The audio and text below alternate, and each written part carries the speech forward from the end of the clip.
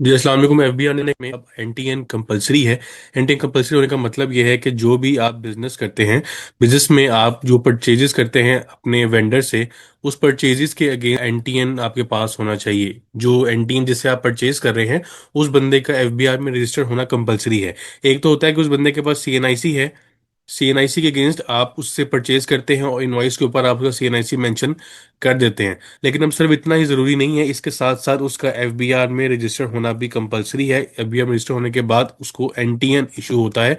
Individual के case में उसका सीएनआईसी ही एनटीएन होता है, लेकिन उसके रिकॉर्ड में उसको अब एनटीएन कहा जाता है। तो एनटीएन अगर आपके पास नहीं होगा आपके वेंडर का, जिससे आपने चीजें परचेज की हैं, तो उसके ऊपर एफबीआर ने एक टैक्स पेनल्टी अनाउंस की है।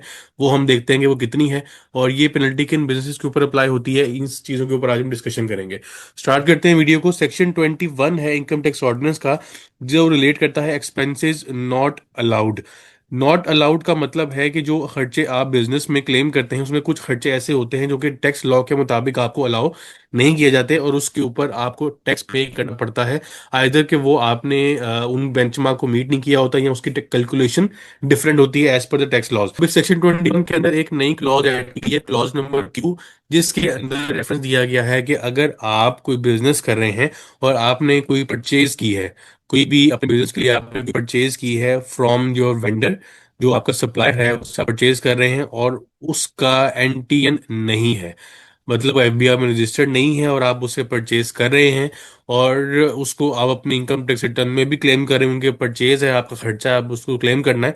तो एफबीआर कहता है कि मैं इस तरह का खर्चा आपको अलाउ नहीं करूंगा और अप टू 10% जो आपने खर्चा क्लेम किया होगा उस कैटेगरी में, जिस कैटेगरी में आपने इसकी पेमेंट की है, जैसे आपने कोई भी पेमेंट की, आपने सप्लाईज लिए, रॉ मटेरियल लिया, आपने कोई एक्सपेंस इंकर किया जिसके अगेंस्ट आपने पेमेंट जिस बंदे को की, उसका एनटीएन नहीं था, तो उस टोटल अमाउंट का, उस हेड की टोटल अमाउंट का जो 10% होगा वो एफबीआर आपको डिस अलाउ कर देगा।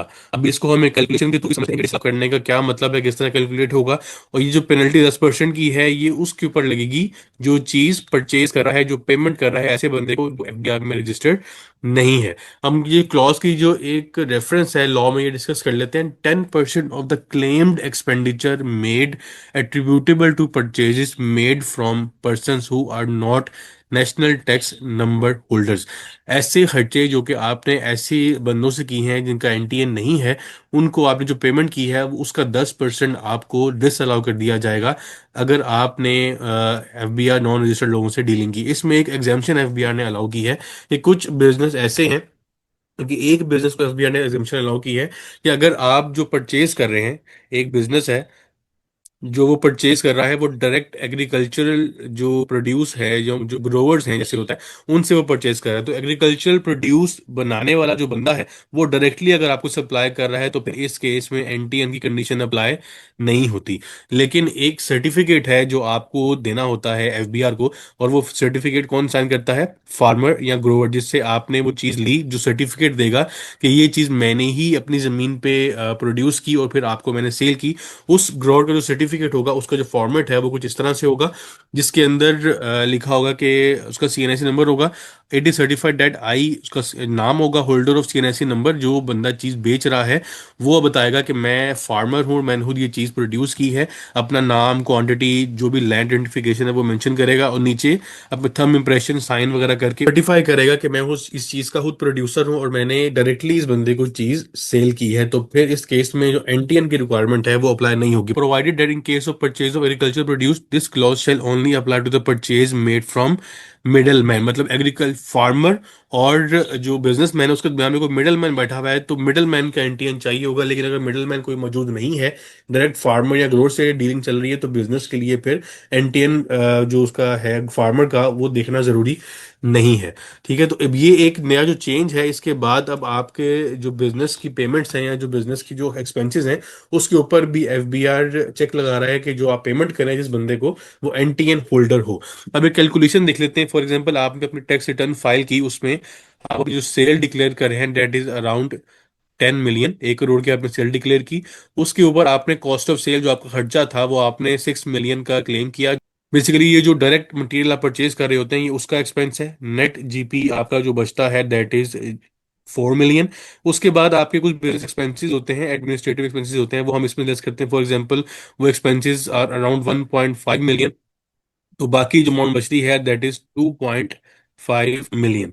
अब 2.5 मिलियन पे लेट्स अज्यूम जो टैक्स लायबिलिटी बनती है, जो आपने टैक्स कैलकुलेट किया सिस्टम के आपको कैलकुलेट करके दिया, मैं एक अजम्पशन ले रहा हूँ कि ये अराउंड बनती है आपकी 5 लाख रुपए, ठीक है। और इस 5 लाख को आपने पे भी कर दी, इसका सीपीआर आपने अपने रिटर्न के साथ अटैच किया और आपने रिटर्न फाइल कर दी। लेकिन जब आपकी रिटर्न की एक स्क्रूटनी होगी या एफबीआई कंप्लाइंस चेक करेगा, उस केस में यहाँ पे तो वो कोई चीज नहीं देख रहा, ठीक है, उसने 10 मिलियन आपको एग्री कर लिया। यहाँ वो आपसे पूछ सकता है कि 6 मिलियन जो आप क्लेम कर रहे हो परचेजेस के अगेंस्ट अपनी कॉस्ट ऑफ सेल में डाल रहे हैं, इसकी मुझे डिटेल दें।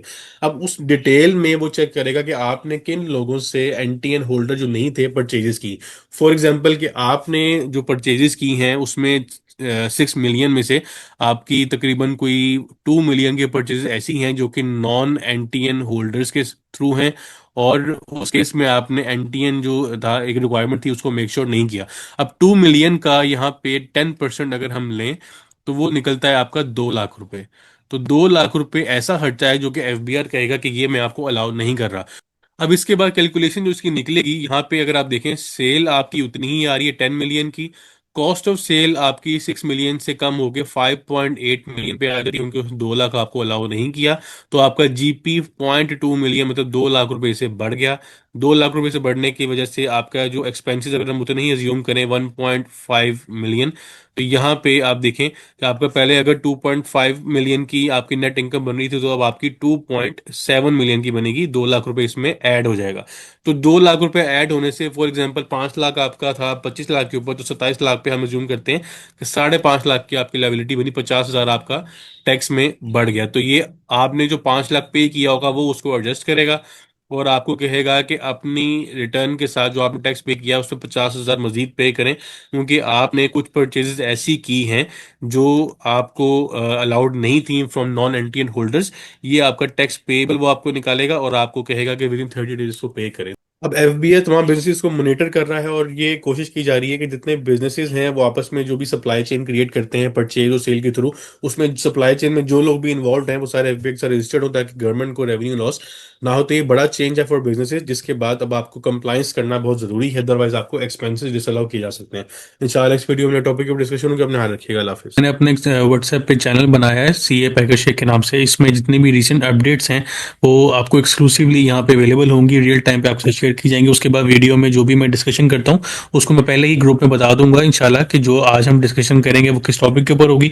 उसके अलावा जो भी नई अपडेट्स आएंगी वो इस चैनल के ऊपर आपको उसके लिंक्स या डॉक्यूमेंट्स आपको अवेलेबल होंगे। तो आपसे रिक्वेस्ट है, मैंने लिंक इस चैनल का डिस्क्रिप्शन में ऐड कर दिया, आप उसको जाकर फॉलो करें ताकि आप रिसेंट अपडेट्स के साथ इन टाइम अपडेटेड रहें।